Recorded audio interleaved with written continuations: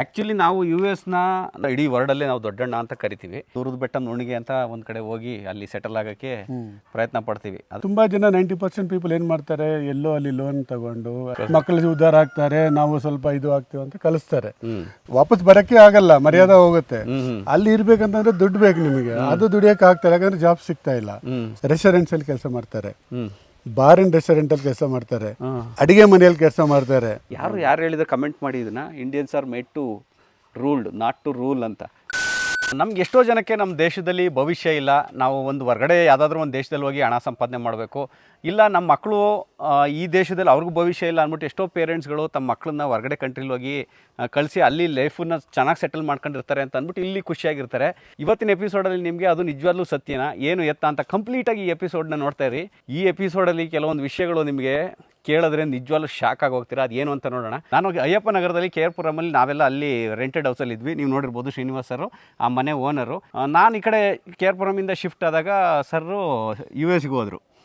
ಅಂದರೆ ಜಾಬ್ ಮಾಡೋದಕ್ಕೆ ಅಂತ ಹೋದ್ರು. ಇವ್ರ ಇಂಟೆನ್ಷನು ಅಷ್ಟೇ, ನಾನು ಅಲ್ಲೋಗಿ ಸೆಟಲ್ ಆಗಿ ತನ್ನ ಫ್ಯಾಮಿಲಿನ ಕರ್ಕೊಂಡೋಗಿ ನನ್ನ ಮಕ್ಕಳನ್ನ ಅಲ್ಲಿ ಓದಿಸಿ ಅಲ್ಲಿ ಅವ್ರನ್ನ ಸೆಟಲ್ ಮಾಡಬೇಕು ಅನ್ನೋ ಇಂಟೆನ್ಷನು ಅಲ್ವಾ ಶ್ರೀನಿವಾಸ್ ಸರ್? ಹೌದು.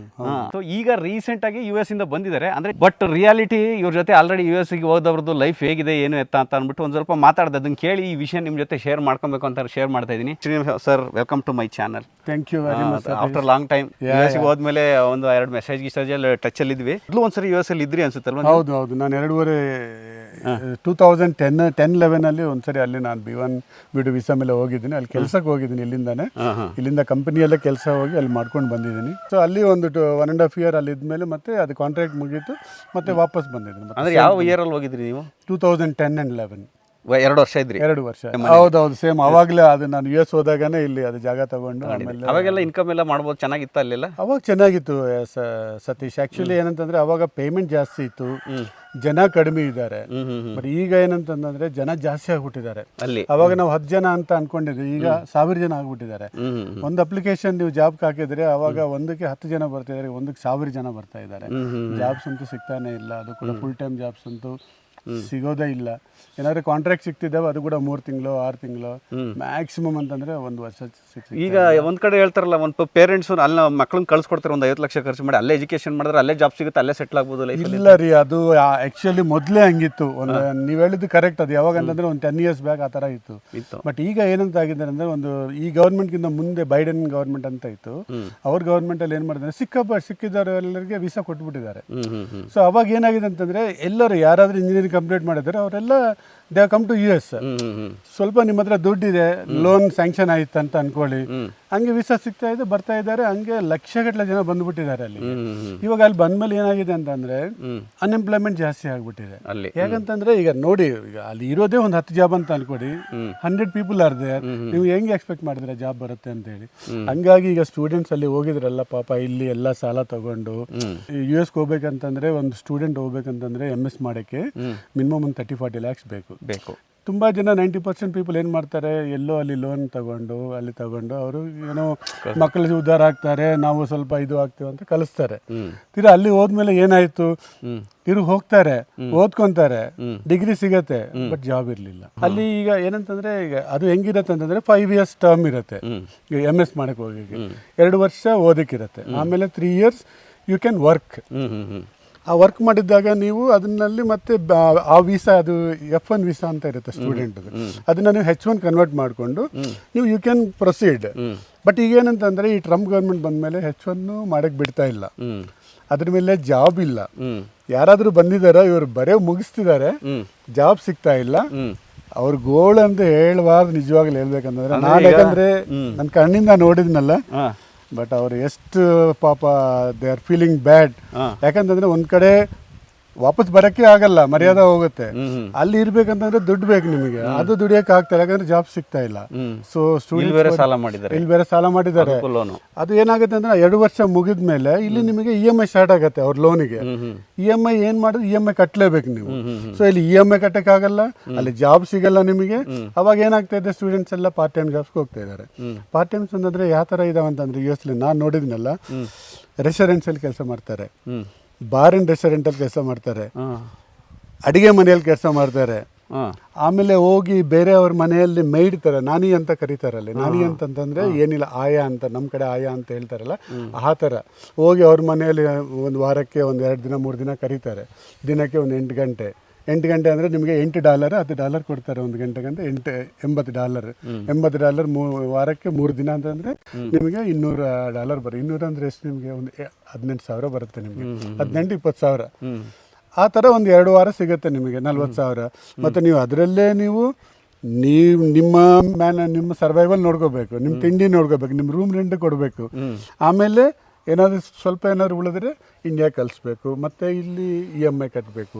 ಇದೆಲ್ಲ ದೊಡ್ಡ ಪ್ರಾಬ್ಲಮ್ ಆಗ್ತಾಯಿದೆ. ಸ್ಟೂಡೆಂಟ್ಸ್ ಅಂತೂ ಹೇಳಬಾರ್ದಾಯ್ತು. ಅವ್ರದ್ದು there situation is really very very worst. ನಮ್ಮ ಪ್ರಾಪರ್ಟಿನ ನಾವು ಅಡ ಇಟ್ಟು ಪಾಪ ಕಳಿಸ್ತಾರೆ ಎಷ್ಟೋ ಜನ ಪೇರೆಂಟ್ಸ್. ಅಲ್ಲಿ ಹೋಗಿ ನನ್ನ ಮಕ್ಕಳು ಓದಿ ಏನೋ ಒಂದು ಆಗಲಿ ಅಂತ. ಈ ಕಡೆ ಪ್ರಾಪರ್ಟಿನೂ ಇಲ್ಲ, ಈ ಕಡೆ ಮಕ್ಕಳಿಗೆ ಲೋನು ಕಟ್ಟೋಕ್ಕಾಗ್ತಿಲ್ಲ. ತಮ್ಮ ಮಕ್ಕಳನ್ನ ಕೂಲಿ ಕೆಲಸ ಕಳಿಸ್ದಂಗೆ ಹೊರದೇಶದಲ್ಲಿ ಕೂಲಿ ಕೆಲಸ ಕಳಿಸ್ದಂಗೆ ಆಗಿದೆ ಈಗ. ಯಾಕಂತಂದರೆ ಇವರು ಅಲ್ಲಿ ಹೇಳ್ಕೊಳ್ಳಲ್ಲ ನಾವು ಈ ಥರ ಕೆಲಸ ಮಾಡ್ತಿದ್ದೀವಿ ಅಂತ ಹೇಳಿ. ಇವ್ರೇನು ಅನ್ಕೊತಿದ್ದಾರೆ, ಏನೋ ಒಂದು ಸ್ವಲ್ಪ ದುಡ್ಡು ಕಳಿಸಿದಾರಲ್ಲ, ಅವ್ರೇನಾದ್ರು ಕೆಲಸ ಮಾಡ್ತಿದ್ದಾರೆ, ಚೆನ್ನಾಗಿದ್ದಾರೆ ಅಂತ ಅನ್ಕೊಂತಾರೆ. ಬಟ್ ಅವ್ರು ರಿಯಾಲಿಟಿಯಾಗಿ ಬಂದು ನೋಡಿದ್ರೆ, ನೀವು ನೋಡಿದ್ರಲ್ಲ ಈಗ ಟ್ರಂಪ್ ಬಂದ ಮೇಲೆ ಎಲ್ಲರ ಮೇಲೆ ರೈಟ್ಸ್ ಆಗಿದ್ಮೇಲೆ ಹೋಟೆಲ್ಸಲ್ಲಿ ನಮ್ಮ ಇಂಡಿಯನ್ಸ್ ಎಲ್ಲ ಸಿಕ್ಕಿದ್ದಾರೆ ಕೆಲವರು. ಅವಾಗ ಇಲ್ಲಿ ಇಂಡಿಯನ್ಸ್ಗೆ ಗೊತ್ತಾಯಿತು ನಮ್ಮ ಮಕ್ಕಳು ಇವರೆಲ್ಲ ಈ ಥರ ಕೆಲಸ ಮಾಡ್ತಿದ್ದಾರೆ, ಹೀಗಿದ್ದಾರೆ ಅಂತ ಹೇಳಿ. ಯಾಕಂದರೆ ಅವ್ರು ಹೇಳ್ಕೊಂತಾರೆ ಜಾಬ್ ಇದೆ, ಜಾಬ್ ಮಾಡ್ತಾ ಇದ್ದೀನಿ ಅಂತ ಏನೋ ಒಂದು ಹೇಳ್ತಾರೆ, ದುಡ್ಡು ಕಲಿಸಿದ್ದಾರೆ. ಇವ್ರೇನು ಅಲ್ಲಿ ಹೋಗಲ್ಲ, ಅವ್ರಿಗೆ ಗೊತ್ತಿಲ್ಲ ಅಲ್ಲಿ ಏನು ಮಾಡ್ತಿದ್ದಾರೆ ಅಂತ ಹೇಳಿ. ಬಟ್ ಅಲ್ಲಿ ರಿಯಾಲಿಟಿಯಲ್ಲಿ ನೋಡಿದ್ರೆ ಅಲ್ಲಿ ಇವ್ರು ಅನ್ಕೊಂಡಿದ್ದು ಬೇರೆ, ಅಲ್ಲಿ ನಡೀತಾ ಇರೋದು ಬೇರೆ. ಅಂದರೆ ಈಗ ಪಾರ್ಟ್ ಟೈಮ್ ಕೆಲಸ ಮಾಡೋಕೆ ಅವಕಾಶ ಇದೆಯಾ ಇಲ್ವಾ? ಪಾರ್ಟ್ ಟೈಮ್ ಆ್ಯಕ್ಚುಲಿ ನೀವು ಮಾಡಬಾರ್ದು. ರಿಯಾಲಿಟಿ ಏನಂತಂದರೆ ಆ್ಯಸ್ ಎ ಸ್ಟೂಡೆಂಟ್ ನೀವು ಬಂದು ಓದಕ್ಕೆ ಬಂದಿದ್ದೀರಾ, ಓದಿದ ಮೇಲೆ ಜಾಬ್ ಮಾಡಿಕೊಂಡು ಹೋಗ್ಬಿಡ್ಬೇಕು. You have to come back. ಇಲ್ಲಾಂತಂದರೆ ನೀವು ಅದನ್ನು ವೀಸಾನ ಟ್ರಾನ್ಸ್ಫರ್ ಮಾಡಿಸ್ಕೊಂಡು ನೀವು ಪ್ರೊಸೀಡ್ ಮಾಡ್ಕೋಬೋದು. H1 ಮಾಡಿಕೊಂಡು you can continue it. But ನೀವು ಅಲ್ಲಿ ಬಂದ ಮೇಲೆ ಆ್ಯಸ್ ಎ ಸ್ಟೂಡೆಂಟಾಗಿ you should not work anywhere. Part time jobs ಮಾಡಬಾರ್ದು.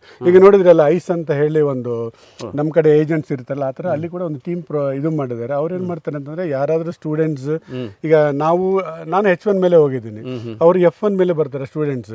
ಆ್ಯಕ್ಚುಲಿ ನಾನು ಪಾರ್ಟ್ ಟೈಮ್ ಕೆಲಸ ಮಾಡಬಾರ್ದು. ನಾನು ಹೋಗಿದ್ದು ಯಾಕೆ ಎಂಪ್ಲಾಯ್ಮೆಂಟ್, ನಾನು ಜಾಬ್ ಮಾಡೋಕ್ಕೆ ಹೋಗಿದ್ದೆ, ಜಾಬ್ ಮಾಡ್ಕೊಂಡು ಬರಬೇಕಷ್ಟೇ. ಅವ್ರು ಓದಕ್ಕೆ ಹೋಗಿದ್ದಾರೆ, ಹೋದ್ಮೇಲೆ ಒಂದು 3 ವರ್ಷ ಕೆಲಸ ಮಾಡಿಕೊಂಡು ಅವರು ಇರ್ಬೋದು. ನೀವು ಅದು ಬಿಟ್ಟು ಬೇರೆ ಏನಾದರೂ ಪಾರ್ಟ್ ಟೈಮ್ ಈ hotel, restaurant, petrol bumps, gas stations ಇಲ್ಲಿ ಮಾಡಿದ್ರೆ ಒಂದು ವೇಳೆ ಏನಾದರೂ ಸಿಕ್ಕಿದ್ರೆ ಇಮಿಡಿಯೇಟ್ ಆಗಿ ಅಲ್ಲಿಂದ ಅಲ್ಲೇ ನಿಮಗೆ ವಾಪಸ್ ಕಳಿಸಿ. ಈಗ ಅರ್ಧ ಎಜುಕೇಶನ್ ನಡೀತಿದ್ದಂಗೆ ಅರ್ಧದಲ್ಲೇ ಕಳಿಸ್ಬಿಡ್ತಾರೆ. ಅದು ಇಮಿಡಿಯೇಟ್ ನಿಮ್ಗೆ ಸಿಕ್ಕಿದ್ರೆ ಸಾಕು. ಇವ್ರು ಕೆಲಸ ಮಾಡ್ತಿದ್ದಾರೆ ಇಲ್ಲ ಅಂತ ಅವ್ರಿಗೆ ಗೊತ್ತಾದರೆ ಇಮಿಡಿಯೇಟ್ ಸ್ಪಾಟಲ್ಲಿ ಡಿಪೋರ್ಟ್, ನಿಮ್ದೆಲ್ಲ ತಗೊಂಡ್ಬಿಡ್ತಾರೆ, ಡಾಕ್ಯುಮೆಂಟ್ಸ್ ಎಲ್ಲ ಸೀಸ್ ಮಾಡಿಬಿಟ್ಟು they will send you back to home. ಹಂಗಾದ್ರೆ ಇಂಡಿಯನ್ಸ್ ಯಾರು ಅಲ್ಲಿ ಸೆಟ್ಲೇ ಆಗಿಲ್ವಾ? ವೆಲ್ ಸೆಟಲ್ಡ್ ಅನ್ನೋ ಯಾವ್ದಾದ್ರು? ವೆಲ್ ಸೆಟಲ್ಡ್ ಅಂತಂದರೆ ಇವಾಗ 90, 2000, 2005 ಒಳಗಡೆ ಯಾರಾದರೂ ಹೋದರೆ ಬಿಫೋರ್ 10 ಕೂಡ ಇಲ್ಲಲ್ಲ, ನಾನು 8 ಬಿಫೋರ್ 8 ತನಕ ಯಾರಾದರೂ ಹೋಗಿದ್ದಾರೋ ಅವ್ರು ಮಾತ್ರನೇ ಸ್ವಲ್ಪ ಗ್ರೀನ್ ಕಾರ್ಡ್ ಬಂತು. ಸ್ವಲ್ಪ ಕೆಲವರು ಸಿಟಿಜನ್ಸ್ ಆಗಿದ್ದಾರೆ. ಇವಾಗ ಅವ್ರು ಮಾತ್ರ ಚೆನ್ನಾಗಿದ್ದಾರೆ. ಅವರು they are very good with families, ಮಕ್ಕಳನ್ನೆಲ್ಲ ಓದಿಸ್ತಾ ಇದ್ದಾರೆ. ಬಟ್ ಅವರು ಚೆನ್ನಾಗಿದ್ದಾರೆ. ಬಟ್ ಅವ್ರಿಗೆ ಅವ್ರ ಟೆನ್ಷನ್ಸ್ ಇರ್ತವೆ. ಯಾಕಂತಂದರೆ ಮಕ್ಕಳಿಗೆ ಫಸ್ಟ್ ಕ್ಲಾಸಿಂದ 10th ಕ್ಲಾಸ್ ತನಕ ಸ್ಕೂಲಿಗೆ ಫೀಸ್ ಇರಲ್ಲ. ಯಾರಿಗೆ ಇಟ್ಸ್ ಫ್ರೀ ಎಜುಕೇಷನ್. ಆಮೇಲೆ ನೀವು 12th ಸ್ಟ್ಯಾಂಡರ್ಡ್ ಆದಮೇಲೆ ಇಂಜಿನಿಯರಿಂಗು ಮೆಡಿಸಿನ್ ಜಾಯ್ನ್ ಆಗ್ತಿರಲ್ಲ, ಆವಾಗ ನಿಮ್ಗೆ ಊಹೆಗೆ ಬರಲ್ಲ ಎಷ್ಟು ಕಟ್ಟಬೇಕಂತ. 1000 ಗಟ್ಟಲೆ ಕೋಟಿ ಗಟ್ಟಲೆ ತೊಗೊಂಡ್ಬಿಡ್ತಾರೆ ಅಲ್ಲಿ. ಸೊ ಇವರು ಮಾಡಿರೋ ಇಷ್ಟು ಸೇವಿಂಗ್ಸ್ ಇರುತ್ತೆಲ್ಲ ಈ 10 ವರ್ಷದ್ದು ಈ ಮಕ್ಕಳ ಮೇಲೆ ಹೋಗ್ಬಿಡುತ್ತೆ. ಇಲ್ಲಾಂದರೆ ನೀವೇನಾದ್ರು ಸೇವಿಂಗ್ ಮಾಡ್ಕೊಂಡು ಇಂಡಿಯಾದಲ್ಲಿ ಏನಾದರೂ ಪ್ರಾಪರ್ಟೀಸ್ ತೊಗೊಂಡಿರ್ತೀರಲ್ಲ, ನೀವು ನೋಡೇ ಇರ್ತೀರ ತುಂಬ ಜನ ಬಂದು ಇಲ್ಲಿ ಪ್ರಾಪರ್ಟೀಸ್ ಮಾಡ್ಕೊಂಡು ಹೋಗ್ತಾರೆ. ಯಾಕೆ ಬರ್ತಾರೆ ಅಂದರೆ ಅಲ್ಲಿ ಡೊನೇಷನ್ಸ್ ಕಟ್ಟಬೇಕಲ್ಲ ಮಕ್ಕಳಿಗೆ. ಸೊ ಅದು ಆ ಥರ ಇದೆ ಎಜುಕೇಷನ್. ನಾನು ಹೇಳ್ತೀನಿ ಅಂತಂದರೆ ಜನ they are living well settled ಅಂತ ಯಾರಿಗೆ ಹೇಳೋಕ್ಕಾಗಲ್ಲ ರೀ. ಯಾರು ವೆಲ್ ಸೆಟಲ್ಡ್ ಅಂತಂದರೆ ಅಲ್ಲಿ ಹೋಗಿ ಬಿಸ್ನೆಸ್ಸಲ್ಲಿ ಸೆಟಲ್ ಆಗಿದ್ದಾರೆ ನೋಡಿ, ಅವ್ರು ಮಾತ್ರ ವೆಲ್ ಸೆಟಲ್ಡ್. ಈಗ ಜಾಬ್ ಮಾಡ್ಕೊಂಡಿರೋರಿಗೆ ಇಲ್ಲ ರೀ, ಅದು ಹೇಳೋಕ್ಕಾಗಲ್ಲ. ಅದು ಒಂಥರ ನಿಮಗೆ ಜಾಬ್ ಹೋಯ್ತು ಅಂತಂದರೆ ನಿಮ್ಮ ಸೇವಿಂಗ್ಸ್ ಎಲ್ಲ ಹೋಗ್ಬಿಡುತ್ತೆ, ಅಲ್ಲಿ ಏನಿರಲ್ಲ ರೀ. ಆ್ಯಕ್ಚುಲಿ ನಾವು US-ನ ನಾವು ನಮ್ಮ ಇಡೀ ವರ್ಲ್ಡಲ್ಲೇ ನಾವು ದೊಡ್ಡಣ್ಣ ಅಂತ ಕರಿತೀವಿ. ಎಲ್ಲರೂ ಏನೋ ದೂರದ ಬೆಟ್ಟ ನುಣಿಗೆ ಅಂತ ಒಂದು ಕಡೆ ಹೋಗಿ ಅಲ್ಲಿ ಸೆಟಲ್ ಆಗೋಕ್ಕೆ ಪ್ರಯತ್ನ ಪಡ್ತೀವಿ. ಆದರೆ ರಿಯಲ್ ಪರಿಸ್ಥಿತಿ ಹಿಂಗೆ. ಹಂಗಾದ್ರೆ ಯಾರಿಗೂ ಅವಕಾಶನೇ ಇಲ್ವಾ ಹೋಗಿ ಆ ಥರ ಒಳ್ಳೆ ಜಾಬ್ ತಗೊಂಡು ಸೆಟಲ್ ಆಗ ಅಂತ? ನಾನು ಹಾಗೆ ಹೇಳ್ತಾ ಇಲ್ಲ. ಮೊದಲೇನಂತಂದರೆ 10 ಜನ ಬರ್ತಿದ್ದಾರೆ, ಒಂದು 8 ಜನರಿಗೆ ಸಿಗ್ತಾ ಇದೆ. ಇವಾಗ 1000 ಗಟ್ಟಲೆ, ಲಕ್ಷ ಗಟ್ಟಲೆ ಜನ ಬಂದಿದ್ದಾರೆ. ಜಾಬ್ಸ್ ಇದ್ದಾವೆ, ಬಟ್ ಸಿಗ್ತಾ ಇದೆ. ಎಷ್ಟು ಜನ ಸಿಗ್ತಾ ಇದೆ? ಔಟ್ ಆಫ್ 100 ಒಂದು 10 ಜನಕ್ಕೆ ಮಾತ್ರ ಸಿಗ್ತಾ ಇದೆ. ಬಟ್ ಆ್ಯಕ್ಚುಲಿ ಹೇಳ್ಬೇಕಂತಂದರೆ ಮೊದಲೇ ಇದ್ದಂಗೆ ಪೇ ಕೂಡ ಇಲ್ಲ. ಇವಾಗ ತುಂಬ ಕಡಿಮೆ ಪೇ ಕೊಡ್ತಿದ್ದಾರೆ, ಜಾಸ್ತಿ ಕೆಲಸ ಇದೆ. ನಿಮ್ಗೆ ಎಷ್ಟು ಬರುತ್ತೋ ಆಲ್ಮೋಸ್ಟ್ 70% ಅಲ್ಲೇ ಹೋಗ್ಬಿಡುತ್ತೆ ನಿಮಗೆ. ಎಜುಕೇಷನ್ ಆದ ತಕ್ಷಣ ನಿಮಗೆ ಜಾಬ್ ಸಿಕ್ಕಿದ್ರೆ you are little bit lucky. ಅಂದರೆ ಅಟ್ಲೀಸ್ಟ್ ನಿಮ್ಗೆ ಸ್ವಲ್ಪ ನೀವು ಏನಾದರೂ ಲೋನ್ ತಗೊಂಡಿದ್ದೀರಲ್ಲ ಅದು ಸ್ವಲ್ಪ ತೀರ್ಸ್ಕೋಬೋದು, ಸ್ವಲ್ಪ ಇಲ್ಲಿ ಸ್ವಲ್ಪ ಲೈಫ್ ನಿಧಾನಕ್ಕೆ ನಡೆಸ್ಕೊ. ಬಟ್ ಅದು ಕೂಡ ಏನು ಪರ್ಮನೆಂಟ್ ಅಂತ ಹೇಳೋಕ್ಕಾಗಲ್ಲ. ನನಗೆ ಜಾಬ್ ಯಾವತ್ತಾದರೂ ಜಾಬ್ ಹೋಗ್ಬೋದು. ಬಿಕಾಸ್ US ಅಲ್ಲಿ ಹೇಗಿರುತ್ತೆ ಅಂತಂದರೆ, ಈಗ ನಮ್ಮ ಕಡೆ ಏನಂತಂದರೆ ಒಂದು ಜಾಬ್ ಹೋಗಿದೆ ಅಂತಂದರೆ ಕಂಪನಿ ಬಂದು ನಿಮಗೆ ಹೇಳುತ್ತೆ, ನಿಮ್ಮದೇ we are terminating you have 90 days notice period ಅಂತ ಹೇಳ್ತಾರೆ. ಅಲ್ಲಿ ಹಾಗಿಲ್ಲ, ಜಸ್ಟ್ 15 days. ಇವತ್ತು ಬಂದು ನಿಮಗೆ ಪಿಂಕ್ ಸ್ಲಿಪ್ ಅಂತ ಕೊಡ್ತಾರೆ ನಿಮ್ಮ ಟೇಬಲಲ್ಲಿ. ಅದನ್ನ ನೋಡ್ಕೊಂಡ ತಕ್ಷಣ ಅಲ್ಲೇ ನಿಮಗೆ ಗೊತ್ತಾಗ್ಬಿಡುತ್ತೆ when you have to leave the company ಅಂತ. You should not talk anything, you should not say anything, you don't have any right to say. ಏನು ಹೇಳೋಕ್ಕಿಲ್ಲ, ಸುಮ್ಮನೆ ತಗೋಬೇಕು, ಎಷ್ಟು ಬರುತ್ತೆ ಅಷ್ಟು ಕೊಟ್ಟು ಹೋಗ್ತಾ ಇರ್ಬೇಕಷ್ಟೇ. ಅಲ್ಲಿ ಆ ಥರ ಇದೆ. ಯಾಕಂದರೆ ಯಾರಿಗೆ ಆಫೀಸ್ಗೆ ಬೆಳಗ್ಗೆ ಹೋಗಿ ಕೂತ್ಕೊಳ್ಳೋ ತನಕ ಯಾರಿಗೆ ಗ್ಯಾರಂಟಿ ಇಲ್ಲ ಅಲ್ಲಿ. Even he may be A green card holder, he may be A citizen, ಅದು ಫುಲ್ ಟೈಮ್ ಜಾಬ್ ಆಗ್ಬೋದು, ಕಾಂಟ್ರಾಕ್ಟ್ ಆಗ್ಬೋದು, ಯಾವುದಾದ್ರೂ ಆಗ್ಬೋದು. ಇವಾಗಿನ ಪರಿಸ್ಥಿತಿ ಮಾತ್ರ ಆ ಥರ ಇದೆ. ಯಾಕಂತಂದರೆ ಅಲ್ಲಿ US ಅಲ್ಲಿ main thing is budget issue ಬಂತೀಗ. ಬಡ್ಜೆಟ್ ಇಶ್ಯೂ ಬಂದಾಗ ಏನಾಗಿತ್ತು ಅಂತಂದರೆ, ಜಾಸ್ತಿ ಜನ ಇದ್ದಾರಲ್ಲ ಅವ್ರನ್ನ ರ್ಯಾಂಪ್ ಡೌನ್ ಮಾಡಬೇಕು. ಸೊ ಈಗ 10 ಜನ ಇದ್ದರೆ 10 ಜನದಿಂದ 1 ಲಕ್ಷ ಖರ್ಚಾಗ್ತಿದೆ ಅಂತ ಅನ್ಕೊಳ್ಳಿ, ಅದನ್ನ ಮಿನಿಮೈಸ್ ಮಾಡಿ 5 ಜನರಿಂದ ಒಂದು 50,000 ಮಾಡಿಸ್ಕೊಳ್ಳೋಣ. ಆ ಥರ they are cutting down the budget. ಒಟ್ಟಿನಲ್ಲಿ ಹೊರಗಡೆ ಅಲ್ಲಿರೋರ್ನೆಲ್ಲ ಕಳ್ಸೋದಕ್ಕೆ ತುಂಬ ಪ್ರಯತ್ನ ಅಂತ ಮಾಡ್ತಾರೆ. ಅದಂತೂ ತುಂಬ ಪ್ರಯತ್ನ ಮಾಡ್ತಿದ್ದಾರೆ. ಆಲ್ಮೋಸ್ಟ್ ಸುಮಾರು ಬಂದ್ರಂತೆ ಇಂಡಿಯಾಗೆ ವಾಪಸ್ಸು. ಅದು ಯಾಕಂತಂದರೆ ಇವಾಗ ನೀವು ನೋಡಿ, ನಾವು H1ನಲ್ಲಿ ಹೋಗ್ತೀವಿ. ಫಾರ್ ಎಕ್ಸಾಂಪಲ್ ಎಂಪ್ಲಾಯ್ಮೆಂಟ್ ಐಡಿಯಲ್ಲಿ ಹೋಗಿದೆ, ನನಗೆ 2 ವರ್ಷ 10 ತಿಂಗಳು ಕೊಡ್ತಾರೆ. ಆಮೇಲೆ ಮತ್ತೆ ನಾನು ರೆನ್ಯೂವಲ್ ಮಾಡಿಸ್ಕೋಬೇಕು. H1 ಅವರಿಗೆ ಸೆಕೆಂಡ್ ಟೈಮ್ ಕೊಡ್ತಾರೆ, ರೆನ್ಯೂವಲ್ ಕೊಡ್ತಾರೆ. ಥರ್ಡ್ ಟೈಮ್ ಮಾಡಿಸ್ಬೇಕಂತಂದ್ರೆ ಅಲ್ಲಿ I-140 ಅಂತ ಒಂದು ಡಾಕ್ಯುಮೆಂಟ್ ಇರುತ್ತೆ, ಅದು ನಿಮಗೆ ಬರಲೇಬೇಕು. ಅದು ಬಂದರೆ ಯು ಕ್ಯಾನ್ ಕಂಟಿನ್ಯೂ ಫರ್ದರ್, ಇಲ್ಲ ಅಂತಂದರೆ you have to come back. So ಆ ಥರ ಅಲ್ಲಿ ಈಗ H1ನಲ್ಲಿ ಇರೋರು ಮಾತ್ರ ಸ್ವಲ್ಪ ಹೇಳ್ಬೋದು, ಓಕೆ ಸ್ವಲ್ಪ ಏನಾದರೂ ಕಂಟಿನ್ಯೂ ಮಾಡ್ಕೋಬೋದು ಅಂತ ನನಗೆ ಅನಿಸ್ತಾ ಇದೆ. ಆ್ಯಕ್ಚುಲಿ ಹೀಗಿದೆ ಪರಿಸ್ಥಿತಿ. ಅದು ಬರೀ ಇಂಡಿಯನ್ಸಿಗೆ ಮಾತ್ರ ಹಿಂಗೇನಾ, ಎಲ್ಲರಿಗೂ ಹಂಗೇನಾ? ಎಲ್ಲರದು ಅದೇ ಪರಿಸ್ಥಿತಿ. ಇಂಡಿಯನ್ಸ್ ಅಂತಲ್ಲ, NRIs ಅಂತ ಹೇಳ್ತಾರೆ, ನಾನ್ ರೆಸಿಡೆಂಟ್ ಇಂಡಿಯನ್ಸ್ ಅಂತ ನಮಗೆ ಹೇಳ್ತೀವಿ, ಫಾರಿನರ್ಸ್ ಅಂತ ಅಲ್ಲಿ ಹೇಳ್ತಾರೆ. ಈಗ ಅಲ್ಲಿ ನೋಡಿ, ನೇಪಾಳಿಂದ ಬರ್ತಾರೆ, ಚೈನಾಯಿಂದ ಬರ್ತಾರೆ, ಬೇರೆ ಸೌತ್ ಆಫ್ರಿಕಾಯಿಂದ ಬರ್ತಾರೆ, ಇಂಡಿಯಾದಿಂದ ಬರ್ತಾರೆ. ಈಗ ಒಂದು ಹೇಳ್ಬೇಕಂತಂದರೆ, ಈಗ ನೇಪಾಲ್, ಈ ಶ್ರೀಲಂಕಾ ಅಂತ ಚಿಕ್ಕ ಚಿಕ್ಕ ದೇಶಗಳಿದಾವಲ್ಲ, ಅವರಿಗೆ ಒಂದು ಅಡ್ವಾಂಟೇಜ್ ಏನಂತಂದರೆ, ಅವ್ರು ಬಂದ ಮೇಲೆ ಅವರಿಗೆ ವಿತಿನ್ 2 years ಅವ್ರಿಗೆ ಎಂಪ್ಲಾಯ್ಮೆಂಟ್ ID ಸಿಗ್ತಾ ಇದೆ. ನೇಪಾಲ್ ಅವರಿಗೆ ವಿತಿನ್ 5 years ಅವ್ರಿಗೆ ಗ್ರೀನ್ ಕಾರ್ಡ್ ಸಿಗ್ತಾ ಇದೆ. ನೇಪಾಲ್ ಅವರಿಗೆ ಯಾಕಂತಂದ್ರೆ ಅವ್ರ ದೇಶ ಇರೋದು ಚಿಕ್ಕ ದೇಶ, ಅಲ್ಲಿಂದ ಬರೋರು ತುಂಬಾ ಕಡಿಮೆ. ಸೊ ಹಂಗಾಗಿ ಏನಂತಂದ್ರೆ ಅವರಿಗೆ ಪ್ರಾಸೆಸಿಂಗ್ ಸ್ಪೀಡ್ ತುಂಬ ಜಾಸ್ತಿ ಇರುತ್ತೆ, ಅವ್ರಿಗೆ ಬೇಗ ಬೇಗ ಆಗ್ತಾ ಇರುತ್ತೆ. ನಮ್ಮ ಕಡೆ ಏನಂತಂದರೆ, ನಾವು ದೊಡ್ಡ ದೇಶ, ನಾವು ಬಂದಿರೋ ಲಕ್ಷಗಟ್ಟಲೆ ಬಂದಿದ್ದೀವಿ. ಸೊ ಇವಾಗ ನನಗೆ ಗೊತ್ತಾಗಿ ನಮ್ಮ ಫ್ರೆಂಡ್ ಒಬ್ಬ ಇದ್ದಾನೆ, ಅವ್ರು 2012 ಇದ್ದಾನೆ. ಅವನು ಗ್ರೀನ್ ಕಾರ್ಡ್ ಈಗ ಪ್ರಾಸೆಸ್ ಆಗ್ತಾ ಇದೆ, ಇನ್ನೂ ಬಂದಿಲ್ಲ ಅವನಿಗೆ. ಅಂದರೆ ಯು ಇಮ್ಯಾಜಿನ್ 13 years ಆಗಿದೆ. ಗ್ರೀನ್ ಕಾರ್ಡ್ ಅಂತಂದರೆ 5 years ಅಲ್ಲಿ ಬರಬೇಕು. ಈಗ 13 years ಆದರೂ ಕೂಡ ಅವನಿಗೆ ಇನ್ನೂ ಗ್ಯಾರಂಟಿ ಇಲ್ಲ, ಅವನಿಗೆ ನನಗೆ ಬರುತ್ತಾ ಇಲ್ಲ ಅಂತ ಈ ವರ್ಷ ಕೂಡ. ಸೊ ಆ ಥರ ಗ್ರೀನ್ ಕಾರ್ಡು ಸಿಗ್ತಾ ಇಲ್ಲ. ಸಿಟಿಜನ್ಸ್ ಇದ್ದಾರೆ ಪಾಪ, ಅವ್ರು ಸ್ವಲ್ಪ ಚೆನ್ನಾಗಿದ್ದಾರೆ. ಬಟ್ ಗ್ರೀನ್ ಕಾರ್ಡ್ ಬಂದಿರೋರು ಕೂಡ ಏನಂತಂದರೆ, ಗ್ರೀನ್ ಕಾರ್ಡ್ ಬಂದರೆ ಅಂತೆ ಸ್ವಲ್ಪ ನೆಮ್ಮದಿ, ಯಾವಾಗ ಹೋಗಲ್ಲ ಅನ್ನೋದು ಒಂದು ನೆಮ್ಮದಿ ಅವರಿಗೆ. ಯಾರು ಕಳ್ಸಕ್ಕಿಲ್ಲ. ಅವ್ರಿಗೂ ಪೇ ಕಮ್ಮಿ, ಅವ್ರಿಗೂ ಜೀವನ ನಡೆಸೋದು ತಲೆ ಬಿಸಿ ಅಂತೂ ಇದ್ದೇ ಇದೆ. ಯಾಕಂತಂದ್ರೆ ಈಗ ಅವರು ಪಾಪ ಬಂದಿರ್ತಾರೆ, ಬಂದಿದ್ಮೇಲೆ ನಿಮಗೆ ಅಲ್ಲಿ ಗಾಡಿ ತಗೊಳ್ಳೇಬೇಕು, ಮಕ್ಕಳಿಗೆ ಇನ್ಶೂರೆನ್ಸ್ ಕಂಪಲ್ಸರಿ ಮಾಡಿಸ್ಲೇಬೇಕು. ಆಮೇಲೆ ಮನೆ ತಗೊಂಡಿದ್ಮೇಲೆ ಅದು EMI ಇರುತ್ತೆ, ಗಾಡಿಗೆ EMI, ಇನ್ಶೂರೆನ್ಸಸ್ ಇವೆಲ್ಲ ಇರ್ತವೆ. ಸೊ ಮತ್ತೆ ನಿಮ್ಮ ವೈಫ್ ಏನಾದರೂ ಕೆಲಸ ಮಾಡ್ತಾ ಇದ್ರೆ, ಅಟ್ಲೀಸ್ಟ್ ವೈಫ್ ಮಾಡೋ money you can spend it for your expenses. ನೀವು ಮಾಡೋದು ಸೇವ್ ಮಾಡ್ಕೋಬಹುದು ಅಟ್ಲೀಸ್ಟ್. ಅಂದರೆ ಇಬ್ಬರು ಮಾಡಿದ್ರೆ ಮಾತ್ರ ಒಂದು ಸ್ಯಾಲ್ರಿ ಸೇವ್ ಆಗುತ್ತೆ. ಅಟ್ಲೀಸ್ಟ್ ನಿಮ್ಮ ಮಕ್ಕಳಿಗೆ ಫ್ಯೂಚರ್ಗೆ ಸ್ವಲ್ಪ you can save some money. ಇಲ್ಲ ಅಂತಂದರೆ ನೀವು ಸುಮ್ಮನೆ ಹೋಗಿ ನಿಮ್ಮ ವೈಫ್ಗೆ ಯಾರು ಕೆಲಸ ಮಾಡಿದಿಲ್ಲ, ಸುಮ್ಮನೆ ಹೋಗಿ ಹಂಗೆ ನಾವು ಏನೋ ಹಂಗೆ ಜೀವನ ಮಾಡಿ ಬಂದಿದ್ದೀವಪ್ಪ ಅಷ್ಟೇ, ಬಿಟ್ಟರೆ ನೀವು ಏನು ಸೇವ್ ಮಾಡೋಕ್ಕಾಗಲ್ಲ. Just it's like going to America, staying there and coming back ಅಷ್ಟೇ. ಜಸ್ಟ್ ಗ್ರೇಡ್ ನಾವು ಅಮೆರಿಕಾದಲ್ಲಿ ಅಂತ ಹೇಳಕ್ ಬಿಟ್ರೆ ನೀವು ಏನು ಉಳ್ಸೋಕ್ಕೆ ಆಗಲ್ಲ. ಅದು ತುಂಬ ಕಷ್ಟ ಇದೆ ರೀ ಅದು. ಹಂಗಾದ್ರೆ ನಾವು ಇಲ್ಲಿ ಯಾರು ಪೇರೆಂಟ್ಸು ತಂದೆ ತಾಯಿಗಳು ನನ್ನ ಮಕ್ಕಳನ್ನ ನಾವು ಹೊರದೇಶದಲ್ಲಿ ಸೆಟಲ್ ಮಾಡ್ತೀನಿ ಅಂತ ಅನ್ಕೊಂಡಿದ್ದಾರೆ, ಅವ್ರು ಅಲ್ಲಿ ಕಳಿಸ್ಕೊಡೋದು ಜಸ್ಟ್ ಎಜುಕೇಷನ್ ಮಾಡ್ಕೊಂಡು ವಾಪಸ್ ಬನ್ನಿ ಅಂತ ಅನ್ನಂಗೆ ಆಯ್ತು ಈಗಿರೋ ಪರಿಸ್ಥಿತಿಲಿ. ಇವಾಗಿಲ್ಲ ಪರಿಸ್ಥಿತಿಯಲ್ಲಿ ಹಂಗ ಕಲ್ಸಿದ್ರೆ ಈಗ ಯಾರು ಕೂಡ ಕಲ್ಸಕ್ ರೆಡಿ ಇಲ್ಲ. ಯಾಕಂತಂದ್ರೆ ಎಲ್ಲರಿಗೂ ಗೊತ್ತಾಗ್ಬಿಟ್ಟಿದೆ ಜಾಬ್ ಸಿಗ್ತಾ ಇಲ್ಲ. ಈಗ ನಾವು ಇಷ್ಟೊಂದು 40 ಲಕ್ಷ ಖರ್ಚು ಮಾಡಿ ಇವ್ರಿಗೆ ಕಲ್ಸಿದ್ರು ಕೂಡ ನಾಳೆ ಅವ್ನು ಜಾಬ್ ಮಾಡ್ತಾನೆ ಇಲ್ಲ ಅಂತ ಗೊತ್ತಿಲ್ಲ. ಒಂದ್ ವೇಳೆ ಅವನೇನಾದ್ರು private job part time job ಮಾಡ್ತಿದ್ರೆ ಯಾರಿಗಾದ್ರು ಸಿಕ್ಕಾಕೊಂಡಿದ್ರೆ ಹಂಗೆ ಕಲ್ಸ್ಬಿಡ್ತಾರೆ, ಅವಾಗ ಮರ್ಯಾದೆ ಪ್ರಶ್ನೆ ಆಗುತ್ತೆ.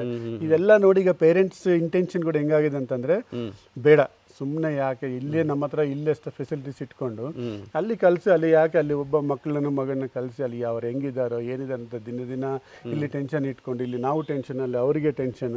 ಹಂಗಾಗಿ ಈಗ ಪೇರೆಂಟ್ಸ್ ಕೂಡ ಎಲ್ಲರಿಗೆ ಅವೇರ್ನೆಸ್ ಬಂದಿದೆ. ಸೊ ಯಾರು ಕೂಡ ಕಲ್ಸಕ್ಕೆ ಅಷ್ಟು ರೆಡಿ ಇಲ್ಲ.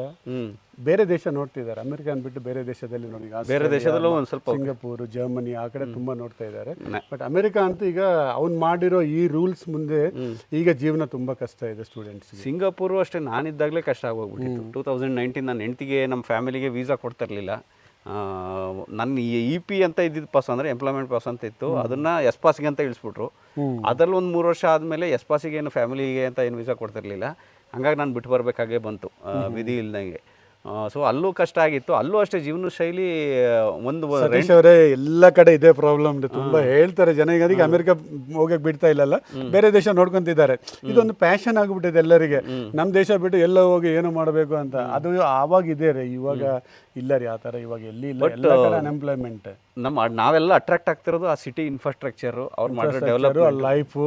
ಇನ್ನೊಂದೇನು ಹೇಳ್ತೀನಿ ನಿಮಗೆ, ನಿಜ ಹೇಳ್ತೀನಿ ನೋಡಿ, ಅಲ್ಲಿಗ ನಮ್ಮ ಇಂಡಿಯನ್ಸ್ ಇರ್ತಾರೆ, ಅವರು ವೆಕೇಶನ್ಗಂತ ಒಂದ್ಸರಿ ವರ್ಷಕ್ಕೆ ಬರ್ತಾರೆ. ಬಂದಾಗ ಏನ್ ಮಾಡ್ತಾರೆ ಇವ್ರು, ಅಲ್ಲಿಂದ ಏನೇನೋ ಗಿಫ್ಟ್ಗಳು ತಗೊಂಡ್ ಬರ್ತಾರೆ, ಏನೇನೋ ಬಂದು ಇಲ್ಲಿ ಒಂದು ತಿಂಗಳಿರ್ತಾರೆ. ಅಮೆರಿಕಾನೇ ಒಂಥರ ತೋರ್ಸ್ ಹೋಗ್ಬಿಡ್ತಾರೆ ಇಲ್ಲಿ. ಆಕ್ಚುಲಿ ಅದು ರಿಯಾಲಿಟಿ ಅಲ್ಲೇ ಅಲ್ಲ ರೀ ಅದು. ಯಾಕಂದ್ರೆ ನೀವು ಅಲ್ಲಿಗೆ ಬಂದು ನೀವು ಅಲ್ಲಿ ಪರ್ಸನಲ್ ಆಗಿ ಅಲ್ಲಿ ನೋಡಿದ್ರೆ ಅವ್ರನ್ನ ನಿಮಗೆ ಗೊತ್ತಾಗುತ್ತೆ ಅವ್ರು ಅಲ್ಲಿ ಹೆಂಗಿದ್ದಾರೆ, ಇಲ್ಲಿ ಬಂದು ಹೇಗಿದ್ದಾರೆ ಅಂತ. ನಾನು ಒಪ್ಕೊಂತೀನಿ, ಕೆಲವರು ವೈಫ್ ಅಂಡ್ ಹಸ್ಬೆಂಡ್ ಯಾರು ಜಾಬ್ ಮಾಡ್ತಾರಲ್ಲ ಅವ್ರು ಸ್ವಲ್ಪ ಚೆನ್ನಾಗಿದ್ದಾರೆ. ಬಟ್ ಅದು ಓನ್ಲಿ 20-30%. 70% ಆಫ್ ದ ಪೀಪಲ್ ಬಂದು ಹೋಗ್ತಾರಲ್ಲ, just they put a frame and they go. ಅದನ್ನ ನೋಡಿ ನಮ್ಮ ಹುಡುಗರೆಲ್ಲರೂ ನಮ್ಮ ಹುಡುಗಿಯರೆಲ್ಲರೂ ಓ ಇವ್ರು ಹಿಂಗಿದ್ದಾರೆ ಹಾಗಿದ್ದಾರೆ, ನಾವು ಕೂಡ ಹೋದ್ರೆ ಹಿಂಗಾಗ್ಬೋದು ಅಂತ ಒಂಥರ ಇದರಲ್ಲಿ ಹೋಗ್ಬಿಟ್ಟಿದ್ದಾರೆ ಜನ ಎಲ್ಲ. ಸೊ ಅಲ್ಲಿ ಹೋದ್ಮೇಲೆ ಅವ್ರ ರಿಯಾಲಿಟಿ ಗೊತ್ತಾಗಿ, ಇವಾಗ ಅಲ್ಲಿ ನಾನು ಪರ್ಸನಲ್ ಆಗಿ ತುಂಬಾ ಜನರ ಹತ್ರ ಮಾತಾಡಿ ಹೇಳ್ತಾರೆ, ಯಾಕೆ ಬಂದಿದ್ದೀವಪ್ಪ ಇಲ್ಲಿಗೆ, ಬರಬಾರ್ದಾಯ್ತು ಅಂತ ತುಂಬಾ ಸ್ಟೂಡೆಂಟ್ಸ್ ಅಳ್ತಾ ಇದ್ದಾರೆ. ಯಾಕಂತಂದ್ರೆ ಇಲ್ಲಿ ಪಾಪ ಲೋನ್ ಸ್ಟಾರ್ಟ್ ಆಯಿತು, ಅವ್ರ ಫಾದರ್ ಮದರು ಅವ್ರು ಏನೋ ಚಿಕ್ಕ ಇದು ಮಾಡ್ಕೊಂಡು ಲೋನ್ ಮಾಡಿರ್ತಾರೆ. ಅವ್ರು ಏನ್ಕೊಂತಾರೆ ಮಕ್ಕಳು ಹೋಗಿ ಏನಾದ್ರು ಜಾಬ್ ಮಾಡಿ ಲೋನ್ ಕಟ್ತಾರೆ, ನಮಗೆ ಸ್ವಲ್ಪ ಕಲಿಸ್ತಾರೆ ಅಂತ ಪಾಪ ಅದರಲ್ಲಿ ಇದ್ದಾರೆ. ಈಗ ಹೋದ್ರೆ ಅವ್ರ ಲೋನ್ ಇವರೇ ಕಟ್ಟಬೇಕು, ಅವನಿಗೇನೋ ದುಡ್ಡು ಕಡಿಮೆ ಆದ್ರೆ ಇಲ್ಲಿ ಮತ್ತೆ ಸಾಲ ಮಾಡಿ ಅವನಿಗೆ ಕಲಿಸ್ಬೇಕು. ಇದು ನೋಡ್ಕೊಂಡು ಎಕ್ಸ್ಪೆನ್ಸು ಏನು ತುಂಬಾ ಸಣ್ಣ ಎಕ್ಸ್ಪೆನ್ಸ್ ಏನಲ್ಲ ಇಲ್ಲ. ನೋಡಿ ಈಗ ನಾನು actually I was in sharing, ನಾನು ತಿಂಗಳಿಗೆ 48,000 ಕೊಡ್ತೀನಿ ನಾನು ಬರೇ, ಅದು ಶೇರಿಂಗ್ ಅಲ್ಲಿ. ನಾವು ಇರೋದು ಡಬಲ್ ಬೆಡ್ರೂಮ್, 4 ಜನ ಇರ್ತೀವಿ. 4 ಜನ, ಇಬ್ರು ಒಂದು ರೂಮ್ ಇಬ್ರು ಒಂದು ರೂಮು. ಒಬ್ಬೊಬ್ಬನು ಇಂಡಿಯನ್ ಕರೆನ್ಸಿಯಲ್ಲಿ 35,000 to 40,000 ಪೇ ಮಾಡಬೇಕು. ಒಂದು ರೂಮಲ್ಲಿ ಇಬ್ರು ಇದ್ದು ಅದಕ್ಕೂ 30,000 40,000 ನೀವು ಕೊಡಬೇಕು, ಪೇ ಮಾಡಬೇಕಾಗತ್ತೆ. ಯಾಕಂದ್ರೆ $2,000 ಪರ್ ಮಂತ್ ಡಬಲ್ ಬೆಡ್ರೂಮ್ ಅಂದ್ರೆ 1,70,000 ಮೇಲೆ ಬರುತ್ತೆ ನಿಮಗೆ, ಯುಟಿಲಿಟೀಸ್ ಎಲ್ಲ ಸೇರಿ. So you have to pay 40,000 minimum. ಅದು ಬರೀ ನೀವು ಇರಕ್ಕೆ. ಆಮೇಲೆ ನೀವು ತಿಂಡಿಕ್ಕೆ ಅದು ಒಂದು $300, ಒಂದು 30,000 ಅದು ಹೋಗುತ್ತೆ. ಆಮೇಲೆ ಏನಾದ್ರು ಕಾರ್ ಏನಾದ್ರು ತಗೊಂಡಿದ್ರೆ ಅದಕ್ಕೆ ಮತ್ತೆ ಇನ್ಶೂರೆನ್ಸ್ ಒಂದು 20,000, EMI ಒಂದು 40,000. ಇದೆಲ್ಲ ನೀವು ಲೆಕ್ಕ ಮಾಡ್ಕೊಂಡಿದ್ರೆ ನಿಜ ಹೇಳ್ತೀನಲ್ಲ ತುಂಬಾ ಕಷ್ಟ ಇದೆ ರೀ ಅಲ್ಲಿ. US ತುಂಬ ಕಠಿಣವಾಗ್ಬಿಟ್ಟಿದೆ ನಮ್ಮ ಇಂಡಿಯನ್ಸ್ಗೆ. ಅಂದರೆ ನಮ್ಮಲ್ಲಿ ಏನು ಅಂದರೆ ಎಲ್ಲ ಪಾಪ್ಯುಲೇಷನ್ ಜಾಸ್ತಿ ಇರೋದ್ರಿಂದ ಒಬ್ರು ಹೋದರೆ ಇನ್ನೂ ಒಂದಿಷ್ಟು ಜನ ಹೋಗೋದು ಎಲ್ಲ ಕಡೆ. ನಮಗೂ ಒಂದು ಇದಿದೆ ನಮ್ಮದು. ನೀವು ಹೇಳಿದ್ರೆ ಯಾವುದೋ ತೆಲುಗು ಒಂದು ಚಾನಲ್ಲೇ ಸ್ಟಾರ್ಟ್ ಆಗೋಗ್ಬಿಟ್ಟಿದೆ. ಹೌದು, ರೇಡಿಯೋ ಸಂಗಮ್ ಅಂತ ಒಂದು ಚಾನಲ್ ಸ್ಟಾರ್ಟ್ ಮಾಡಿಬಿಟ್ಟಿದ್ದಾರೆ. ಹೌದಾ? ಅದನ್ನೆಲ್ಲ ನೋಡಿದಾಗ ಅವ್ರಿಗೂ ಒಂದು ಸ್ವಲ್ಪ ಎಲ್ಲ ಇವ್ರನ್ನೆಲ್ಲ ಕಳಿಸ್ಬೇಕು, ಇಲ್ಲಾಂದ್ರೆ ಇದು ಮಾಡಬೇಕು ಅನ್ನೋ ಆಲೋಚನೆ ಬರುತ್ತೆ ಅಂತ ಅನ್ಸುತ್ತೆ. ಹೌದು, ನೀವು ಅಲ್ಲಿ ಹೋಗಿ ನೋಡಿದ್ರೆ ಕೆಲವು ಏರಿಯಾಸ್ ಹೇಗಿದೆ ಅಂತಂದ್ರೆ ನಿಮಗೆ ಇಂಡಿಯನ್ ಬಿಟ್ಟರೆ ಅಮೆರಿಕನೇ ಕಾಣಲ್ಲ. ನಾನು ಸ್ಟನ್ ಆಗತ್ತೆ. ನಾವು ನಮ್ಮ ಫ್ರೆಂಡ್ ಹಂಗೆ ಹೋಗ್ತಾ ಇದ್ರೆ ಅಮೆರಿಕನ್ಸ್ ಅಂತ ತೋರಿಸ್ತಾ ಇದೆ ಅವ್ರ ಫ್ಯಾಮಿಲಿ. ಬಿಕಾಸ್ ನಾವಿರೋ ಪ್ಲೇಸ್ ಅಲ್ಲಿ ಅವ್ರು ಇರಲ್ಲ. ಯಾಕಂದ್ರೆ ನಮ್ಮ ಜೊತೆಗೆ ಅವರು they don't like to stay with us. ನಾವು ಅಬ್ಸರ್ವ್ ಮಾಡಿದೀವಲ್ಲ, ಅವ್ರು ಸಪರೇಟ್ ಆಗಿ ಅವ್ರ ಕೆಲವು ಕಮ್ಯುನಿಟೀಸ್ ಇರುತ್ತೆ, ಅಲ್ಲಿ ಮಾತ್ರ ಅವ್ರು ಇರ್ತಾರೆ. ನಮ್ ಜನ ಜಾಸ್ತಿ ಎಲ್ಲಿರ್ತಾರೋ ಅಲ್ಲಿ ಅವ್ರು ಇರಲ್ಲ. ಅವರು ಯಾಕಂದ್ರೆ ಅವ್ರು ನಮ್ಮ ಜೊತೆಗೆ ಬಿಟ್ಕೊಳ್ಳಕ್ಕೆ ಇರೋ ಇಂಟ್ರೆಸ್ಟ್ ತೋರಿಸಲ್ಲ. ಫಸ್ಟ್ ಆಫ್ ಆಲ್ ಅವ್ರು ಮಿಂಗಲ್ ಆಗಲ್ಲ ನಮ್ಮ ಜೊತೆಗೆ. It's very rare. ಕೊಲಿಗ್ ಏನಾದ್ರೂ ಅಮೆರಿಕನ್ ಇದ್ರೆ ಜಾಬ್ ಅಲ್ಲಿ ಅವ್ರು ಮಾತ್ರ ಮಾತಾಡಿಸ್ತಾರೆ, ಆಫೀಸಲ್ಲಿ ಮಾತ್ರ. ಮನೆಗೆ ಇನ್ವೈಟ್ ಮಾಡೋದು ಇಂಥವೆಲ್ಲ ಏನು ಮಾಡಲ್ಲ ಅಮೆರಿಕನ್ಸ್. ಅವ್ರಿಗೆ ಚೆನ್ನಾಗಿರ್ತಾರೆ, but they never mix with our people. ಇದು ನಾನು ನೋಡಿದೆ. ನಾನು ಸಿಂಗಾಪುರಲ್ಲೂ ನನಗೂ ಇದಿತ್ತು, ಅನುಭವ ಆಗಿತ್ತು. ನಮ್ಮ ಜೊತೆ ಯಾರು ಅಷ್ಟೊಂದು ಮಿಂಗಲ್ ಆಗ್ತಿರ್ಲಿಲ್ಲ. ಅದರಲ್ಲೂ ಒಂದೊಂದು ನ್ಯೂಸ್ಗಳು ಬಂದ್ಬಿಡೋದಲ್ಲ, ಈ ಹೆಣ್ಮಕ್ಳ ಮೇಲೆ ದಿಲ್ಲಿದು ಒಂದು ಅತ್ಯಾಚಾರ ಆಗಿತ್ತಲ್ಲ, ಆ ಟೈಮಲ್ಲಂತೂ ನಮ್ಮನ್ನು ನೋಡಿದ್ರೆ ಸಾಕು ಹಂಗೆ ಮುಖ ಉರ್ಸೋರು ಎಲ್ಲರೂ. ಅದು ಒಂದು ಇನ್ಸಿಡೆಂಟ್, ಯಾಕಂದರೆ ನಮ್ಮ ನ್ಯೂಸ್ ಚಾನಲ್ಗಳು ಪ್ರಚಾರ ಮಾಡಿಬಿಡುತ್ತೆ ನಮ್ಮಲ್ಲಿ ನಡೆಯೋಂಥ ಸುಮಾರು ಇನ್ಸಿಡೆಂಟ್ಗಳನ್ನ ತುಂಬ ವರ್ಲ್ಡ್ ವೈಡ್ ಪ್ರಚಾರ ಮಾಡಿಬಿಡುತ್ತೆ.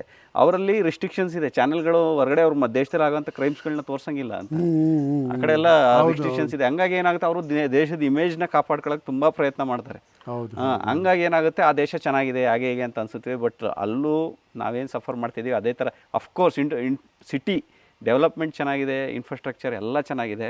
ನಾನು ಸಿಂಗಾಪುರಲ್ಲಿ ಇದ್ದಾಗ ವೀಡಿಯೋ ಮಾಡಿದ್ದೀನಿ, ನಮ್ಮ ದೇಶನೂ ಹಿಂಗೆ ಡೆವಲಪ್ ಆಗಬೇಕು, ಈ ಥರ ಇರಬೇಕು ಅಂತ. ಒಳ್ಳೆ ವಿಚಾರಗಳು ತಗೊಳ್ಳೋದು ಒಳ್ಳೇದಿದೆ, ಬಟ್ ರಿಯಾಲಿಟಿ ನೋಡೋಕೆ ಹೋದರೆ ನಾವು ತುಂಬ ಪೀಸ್ಫುಲ್ ಆಗಿದ್ದೀವಿ ಅಂತ ಆಯ್ತು ಇಲ್ಲಿ. ಅದು ಹೇಳ್ಬೇಕಂತಂದ್ರೆ ಈಗ ಎಲ್ಲರೂ ಅಲ್ಲಿ ಹೋದವರು ಎಲ್ಲರೂ ಅನ್ಕೊಂತಾರೆ ನಮ್ಮ ಇಂಡಿಯಾ ಎಷ್ಟು ಚೆನ್ನಾಗಿದೆ, ನಾವು ಯಾಕೆ ಇಲ್ಲಿ ಬಿಟ್ಟು ಬಂದಿದ್ದೀವಿ, ನಮಗೇನು ಕಡಿಮೆ ಇದೆ, ನಮಗೇನು ಇನ್ಫ್ರಾಸ್ಟ್ರಕ್ಚರ್ ಅಂದರೆ ಅವಾಗ ಇರಲಿಲ್ಲ, ಬಟ್ ಇವಾಗ ನಮಗೇನು ಕಡಿಮೆ ಇದೆ. ಈಗ ನಾವು ಹೈದರಾಬಾದ್ ಬ್ಯಾಂಗ್ಳೂರ್ ನೋಡಿದ್ರೆ ಅಮೆರಿಕಾಗಿನ್ನ ತುಂಬ ಚೆನ್ನಾಗಿದೆ. ಈಗ ನಾರ್ತ್ ಬೆಂಗಳೂರು ಕಡೆ ಎಲ್ಲ ಬಂದುಬಿಟ್ರೆ ನಾವಿರೋ ಜಾಗ ನಮಗೇನು ಕಮ್ಮಿ ಆಯಿತು. ಇಲ್ಲಿ ಕೂಡ ಪೇಮೆಂಟ್ಸ್ ಚೆನ್ನಾಗಿದ್ದಾವೆ, ಸ್ಯಾಲ್ರಿ ಚೆನ್ನಾಗಿದ್ದಾವೆ. ಇದೆಲ್ಲ ಬಿಟ್ಟು ನಾವು ಸುಮ್ಮನೆ ಹೋಗಿ ಅಲ್ಲಿ ಅವ್ರ ಮನೆಯಲ್ಲಿ ಕೆಲಸ, ಈ ರೆಸ್ಟೋರೆಂಟ್ಸಲ್ಲಿ ಕೆಲಸ ಯಾಕೆ ಮಾಡಬೇಕಾಯ್ತು. ಒಂದು ಒಳ್ಳೆ ಯಾರಾದರೂ ಸೆಟಿಲ್ ಆಗಿರೋ ಒಂದು ಪರ್ಸನ್, ಯಾರಾದರೂ H1 ಹೋಗಿ ಅಲ್ಲಿ ಒಂದು 10 ವರ್ಷ ಇದ್ದು ಒಳ್ಳೆ ಸೆಟಿಲ್ ಆಗಿರೋ ಅವನಿಗೆ ಕೊಟ್ಬಿಡಿ, ಅವ್ರನ್ನ ಆವಾಗ ಕಲಿಸಿ. ಸುಮ್ಮನೆ ಸ್ಟೂಡೆಂಟ್ಸ್ ಆಗಿ ಮಾತ್ರ ಕಲ್ಸಕ್ಕೆ ಹೋಗ್ಬೇಡಿ, ಯಾಕಂತಂದ್ರೆ ಅಲ್ಲಿ ಜೀವನ ಚೆನ್ನಾಗಿಲ್ಲ. ಪಾಪ ಅವರವರು ಹೇಳ್ಕೊಳಕ್ ಆಗ್ತಾ ಇಲ್ಲ ಹೊರಗಡೆ. ಯಾರನ್ನಾದ್ರೂ ಹಿಂಗೆ ಮುಟ್ಟಿದ್ರೆ ಅಳ್ತಾ ಇದ್ದಾರೆ, ಆ ಥರ ಇದ್ದಾರೆ, ಪರಿಸ್ಥಿತಿ ಆ ಥರ ಇದೆ ನೋಡಿ. ಇದು ರಿಯಾಲಿಟಿ ಆಫ್ ನಾವು ಕಡ್ಡಂಥ ದೂರದ ಬೆಟ್ಟ ಪರಿಸ್ಥಿತಿಲಿ. ಶ್ರೀನಿವಾಸ್ ಸರ್ US ಅಲ್ಲಿ ಇದ್ದಿದ್ದರಿಂದ US ಇಂದ ಮಾತ್ರ ನಾವು ಡಿಸ್ಕಸ್ ಮಾಡಿದ್ವಿ, ಯಾವುದೇ ಬೇರೆ ಕಂಟ್ರಿದು ಡಿಸ್ಕಸ್ ಮಾಡಿಲ್ಲ. ಯುರೋಪ್ ಕಂಟ್ರಿಲಿ, ಇಟಲಿಲೆಲ್ಲ ನಮ್ಮ ಫ್ರೆಂಡ್ಸ್ ಇದ್ದಾರೆ, ಅವ್ರ ಜೊತೆನೂ ನಾನು ಡಿಸ್ಕಸ್ ಮಾಡಿದ್ದೀನಿ. ಬಟ್ ಅಲ್ಲಿ ಇಷ್ಟೊಂದು ಡಿಫಿಕಲ್ಟ್ ಅಂತೂ ಇಲ್ಲ, ಲೈಫ್ ತುಂಬ ಚೆನ್ನಾಗಿದೆ. ಅಲ್ಲ ಈಗ ಅಲ್ಲಿ ಕೂಡ ಅದೇ ಥರ ಆಗ್ತಾ ಇದೆ. But as compare to US ಅಲ್ಲಿ ಸ್ವಲ್ಪ ಫ್ಲೆಕ್ಸಿಬಿಲಿಟಿ ಇದೆ, ರೂಲ್ಸ್ ರೆಗ್ಯುಲೇಷನ್ಸ್. ಇಲ್ಲಿ ಹೆವಿ ರೂಲ್ಸ್ ಮಾಡಿಬಿಟ್ಟು ಇಂಡಿಯನ್ಸ್ ಬರಲೇಬಾರ್ದಂತ ಹಿ ವಾಸ್ ಮೇಕಿಂಗ್ ಡೆಸಿಷನ್ಸ್. ನನಗೆ ಅನಿಸಿದ್ದು, ಇವಾಗ ನೋಡಿ ನಾನು H1 ಇಲ್ಲಿ ಮಾಡಿಸಿ ಹೋಗಿದ್ದಾಗ $6,000 ಪೇ ಮಾಡಿದೆ, ಅಂದರೆ ಅರೌಂಡ್ 7 lakhs or 8 lakhs. ಈಗ ಅದನ್ನ $100,000 ಮಾಡಂದ್ರೆ 80 lakhs ಮಾಡಿದ್ದೇನೆ. 7 lakhs ಅಲ್ಲಿ 80 lakhs ಅಲ್ಲಿ ಯಾರು ಹೋಗ್ತಾರೆ? ಯಾಕೆ ಮಾಡಿದಾನೆ? ಅವನೇನು ದಡ್ಡಲ್ಲ, ಅವನಿಗೆ ಗೊತ್ತು ಮಾಡಿದ್ರೆ ಯಾರು ಬರಲ್ಲ ಅಂತ. ಅಂದ್ರೆ ಯಾರು ಬರಬಾರ್ದಂತ ಹಿ ಮೇಡ್ ದ ರೂಲ್ಸ್. ಅಲ್ಲ ಬನ್ನಿ, ಬೇಕಾದ್ರೆ ಸ್ಟೂಡೆಂಟ್ ವೀಸಾದಲ್ಲಿ ಬನ್ನಿ, ದುಡ್ಡು ಖರ್ಚು ಮಾಡಿ ನಮ್ಮ ಇದಕ್ಕೆ ಓದಿ ಕೊಟ್ಟು ಮತ್ತೆ ಹೋಗ್ಬಿಡಿ. ಎಜುಕೇಶನ್ ನಾವು ಮಾತ್ರ ಚೆನ್ನಾಗಿ ಕೊಡೋದು, ಬಟ್ ಎಂಪ್ಲಾಯ್ಸ್ ಎಲ್ಲ ನಾವೇ. ಅಲ್ಲಿ ಇಲ್ಲಿವರೆಗೆ ಏನೇ ಸಾಫ್ಟ್ವೇರ್ ಡೆವಲಪ್ಮೆಂಟ್ ಆಗಿರ್ಬೋದು, ಎಲ್ಲ ಆಗಿರ್ಬೋದು, ಇಂಡಿಯನ್ಸೇ ತಾನೇ ತುಂಬ ವರ್ಕ್ ಮಾಡೋದು ಎಲ್ಲಾದ್ರೂ. ಹೌದು, ಅವ್ರ ಆಲೋಚನೆಗಳು ಹೇಗಿದೆ ನೋಡಿ. ನಾವು ಎಷ್ಟು ಈಸಿಯಾಗಿ ಬಿಡ್ಕೊಂಡ್ಬಿಡ್ತೀವಿ ಒಬ್ಬ ಫಾರಿನರ್ಸ್ ಅಂತ ಅಂದಾಗ, ನಾವು ಏನೋ ತಲೆ ಮೇಲೆ ಕೂರಿಸ್ಕೊಂಡ್ಬಿಡ್ತೀವಿ ಎಲ್ಲರೂ. ಆದರೆ ಅಲ್ಲಿ ಯಾವುದೇ ಒಂದು ಸಾಫ್ಟ್ವೇರ್ ಡೆವಲಪ್ ಆಗಿರಲಿ, ಅದರಲ್ಲಿ ಇಂಡಿಯನ್ಸ್ ಕೈ ಇರುತ್ತೆ. ಈ ಫೇಸ್ಬುಕ್ ಆಗಿರ್ಬೋದು, ಯಾವುದೇ ಒಂದು ಅಪ್ಲಿಕೇಶನ್ಸ್ ಆಗಿರ್ಬೋದು, ಎಂಪ್ಲಾಯೀಸಲ್ಲಿ ನಾವೆಲ್ಲ ಇರ್ತೀವಿ ಅದನ್ನು ಡೆವಲಪ್ ಮಾಡೋದಕ್ಕೆ. ಹೆಸರು ಮಾತ್ರ ಒಬ್ಬಂದು ಬರುತ್ತೆ, ಯಾರವ್ರು ಕರ್ಕೊಂಬಂದು ಮಾಡಿಸ್ತಾ ಒಂದು. ಇದನ್ನೇ ಹೇಳೋದು, ಮೊದಲೆಲ್ಲ ಇಂಡಿಯನ್ಸು ಟು ಬಿ, ಯಾರೋ ಹೇಳಿದ್ದಾರೆ ಹೋಗುವಾಗ, Indians to be made for ruled, not to rule ಅಂತ. ಹೌದು ಹೌದು, ಯಾರು ಹೇಳಿದ್ರೆ ಕಮೆಂಟ್ ಮಾಡಿ ಇದನ್ನ, Indians are made to ruled not to rule ಅಂತ. ನಾವು ಈ ಬ್ರಿಟಿಷರು ಎಲ್ಲ ಬಿಟ್ಟು ಹೋದ್ರು, ನಾವು ನಿಮ್ಮ ಬಿಟ್ಟು ಬದುಕಕ್ಕೆ ಆಗ್ತಾ ಇಲ್ಲ ಅಂತ ಅಂದ್ಬಿಟ್ಟು ನಾವು ಅವ್ರ ಹಿಂದೆ ಓಡೋಗಿ ಅವ್ರ ಹತ್ರ ಕೆಲಸ ಮಾಡೋಕೆ ಹೋಗ್ತೀವಿ. ಅಲ್ಲಿ ಹೋಗಿ ಮಾಡೋದು ಕೂಲಿ ಕೆಲಸನೇ. ಇಲ್ಲಿ ಆರಾಮಾಗಿ ರಾಜರು ಇದ್ದಂಗೆ ಇರೋರು ಅಲ್ಲಿ ಹೋಗ್ಬಿಟ್ಟು ನಾವು ಹೋಗಿ ಕೂಲಿ ಕೆಲಸ ಮಾಡ್ಕೊಂಡು ನಮ್ಮ ಇದನ್ನು ನಾವು ತನ್ನ ಕಳ್ಕೊತಾ ಇದ್ದೀವಿ. ಇದು ರಿಯಾಲಿಟಿ. ನಿಮಗೆ ಇನ್ನೂ ಏನೇನು ಅನಿಸುತ್ತೆ, ಯಾರಿಗೆಲ್ಲ ಯಾವ್ಯಾವ ಹೊರಗಡೆ ಇನ್ ಕೇಸ್ ಈ ವಿಡಿಯೋನ ಹೊರಗಡೆ ಕಂಟ್ರಿಯಿಂದ ನೋಡ್ತಾ ಇದ್ರೆ ರಿಯಾಲಿಟಿನ ನೀವು ಹೇಳೋಂಥ ಪ್ರಯತ್ನ ಮಾಡಿ ಏನಿದೆ ಅಂತ. ಅಟ್ಲೀಸ್ಟ್ ಒಂದಿಷ್ಟು ಪೇರೆಂಟ್ಸ್ಗಳು ಯಾರೆಲ್ಲ ಮುಂದೆ ನನ್ನ ಮಕ್ಳನ್ನ ಕಳಿಸ್ಬೇಕು ಅಂದ್ಕೊಂಡ್ರೆ, ಪ್ರೀತಿ ಮಾಡಿ ಮಕ್ಳನ್ನ ಅಷ್ಟು ಚೆನ್ನಾಗಿ ಕೇರ್ ಮಾಡಿ, ಇನ್ನೊಂದು ದೇಶದಲ್ಲಿ ಕೈಗೆ ಸಿಗದಿರೋ ಅಂಥ ದೇಶದಲ್ಲಿ ಹೋಗಿ ಅವ್ರ ಪರಿಸ್ಥಿತಿ ನಂಗೆ ನೋಡೋಕ್ಕೆ ಯಾರು ಪೇರೆಂಟ್ಸಿಗೆ ತಾನೇ ಆಗುತ್ತೆ. ಈ ವಿಡಿಯೋ ಒಂದಿಷ್ಟು ಪೇರೆಂಟ್ಸ್ಗಳಿಗೆ ಒಂದಿಷ್ಟು ಇನ್ಫಾರ್ಮೇಷನ್ ಸಿಕ್ಕಿದೆ ಅಂತ ಅನ್ಕೊತೀನಿ. ಇನ್ ಕೇಸ್ ಏನೂ ಸಿಕ್ಕಿಲ್ಲ ಅಂತ ಅಂದರೆ ಕೆಳಗಡೆ ಕಮೆಂಟ್ ಮಾಡಿ, ಮುಂದಿನ ದಿನಗಳಲ್ಲಿ ಅದ್ರ ಬಗ್ಗೆನೂ ಒಂದಿಷ್ಟು ವೀಡಿಯೋ ಮಾಡೋ ಅಂತ ಪ್ರಯತ್ನ ಮಾಡ್ತೀನಿ. ಈಗ ಅಂತ ಹೇಳ್ತಾ ಈ ವಿಡಿಯೋನ ಇಲ್ಲಿಗೆ ಮುಗಿಸ್ತಾ ಇದ್ದೀನಿ. ಮತ್ತೆ ಸಿಗೋಣ ಮುಂದಿನ ವಿಡಿಯೋದಲ್ಲಿ. Thank you Srinivas sir. Thank you very much Satish. ತುಂಬ ಒಳ್ಳೆ ಇನ್ಫಾರ್ಮೇಷನ್ ನಮ್ಮ ವ್ಯೂವರ್ಸ್ಗಳಿಗೆ ಅಟ್ಲೀಸ್ಟು ಹೊರಗಡೆ ದೇಶ ಅಂದರೆ ಹೆಂಗಿರುತ್ತೆ ಅನ್ನೋದು ಒಂದಿಷ್ಟು ಇನ್ಫಾರ್ಮೇಷನ್ ಕೊಟ್ರಿ. ಶ್ರೀನಿವಾಸ್ ಸರ್ ನಮ್ಮ ಮನೆಗೆ ಬಂದಿದ್ದರು. ಇವ್ರ ಜೊತೆ ಕೂತು ಮಾತಾಡುವಾಗ ನನಗೆ ಶಾಕ್ ಆಗ್ತಾ ಇತ್ತು. ಇದನ್ನು ಯಾಕೆ ನಾನು ನಿಮ್ಗಳ ಜೊತೆ ಶೇರ್ ಮಾಡಬಾರ್ದು ಅಂತ ಬಂದು ಒಂದು ಜಸ್ಟಿಂಗ್ ವಿಡಿಯೋ ಮಾಡಿಬಿಟ್ಟು ನಿಮ್ಗೆ ಅಪ್ಲೋಡ್ ಮಾಡ್ತಾ ಇದ್ದೀನಿ. ಓಕೆ, ಮತ್ತೆ ಸಿಗೋಣ. Thank you so much.